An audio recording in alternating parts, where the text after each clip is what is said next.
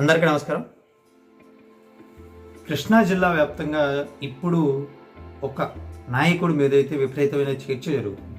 కృష్ణా జిల్లా వ్యాప్తంగా ఉన్న తెలుగుదేశం పార్టీ నాయకులు అలాగే కృష్ణా జిల్లా ప్రజలందరూ కూడా ఆ నాయకుడి మీద విపరీతమైన జాలి చూపిస్తున్నారు.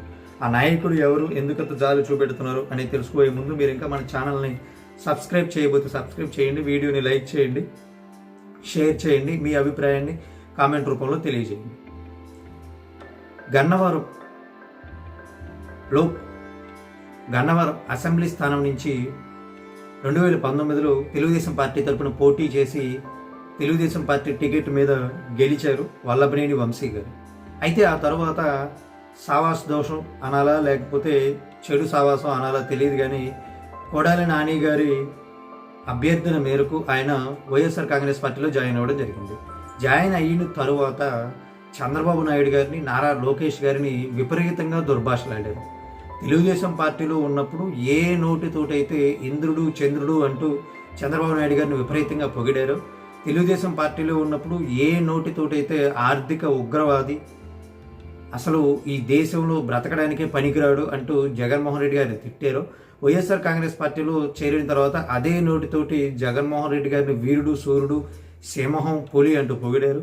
అలాగే చంద్రబాబు నాయుడు గారిని, నారా లోకేష్ గారిని విపరీతంగా దుర్భాషలాడారు. ఒరే గిరే అంటూ కూడా మర్యాద లేకుండా మాట్లాడిన సందర్భాలు కూడా ఉన్నాయి. ఇవన్నీ ఒక ఎత్తు అయితే మనకందరికీ తెలిసిందే. ఇప్పుడు ప్రస్తావించకూడదో తెలియదు, నాకు తప్పైతే క్షమించాలి. అసెంబ్లీలో నారా భువనేశ్వరి గారిని అవమానిస్తూ చేసిన ఒక నోటెదురుసు పని వల్ల ఆయన పరువు మొత్తం పోయింది కృష్ణా జిల్లా వ్యాప్తంగా. ఏ సామాజిక వర్గం అయితే ఆయనకి అప్పటి వరకు అండగా నిలిచిందో ఆ సామాజిక వర్గంలో ఉన్న పెద్దలు, ప్రజలు, ఓటర్లు అందరూ కూడా చీకొట్టారు. అయితే వైఎస్ఆర్ కాంగ్రెస్ పార్టీ ఈ సందర్భంలో సునకానందం పొందినప్పటికీ కూడా ఆ తర్వాత ఆ విషయం వల్ల వైఎస్ఆర్ కాంగ్రెస్ పార్టీకి కూడా కొంత డ్యామేజ్ జరిగిన విషయం తర్వాత అర్థమైంది వారికి. సో ఇప్పుడు 2024 ఎన్నికలు సమీపిస్తున్న సందర్భంగా గన్నవరం అసెంబ్లీ నియోజకవర్గం నుంచి వల్లభనేని వంశీ గారిని పోటీలో ఉంచాలి అని కన్క్లూజన్కి వచ్చేశారు జగన్మోహన్ రెడ్డి గారు. అయితే ఈ వ్యతిరేకతని అంతటిని ప్రత్యక్షంగా ఎక్స్పీరియన్స్ చేసిన వల్లభనేని వంశీ గారు మాత్రం తాను పోటీ చేయడానికి సుముఖంగా లేరట.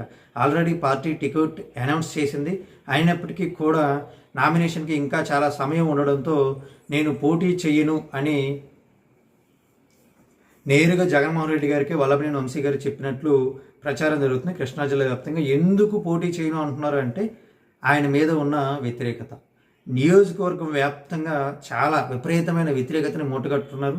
విపరీతంగా ఆయన మీద ట్రోల్స్ నడుస్తున్నాయి సోషల్ మీడియాలో.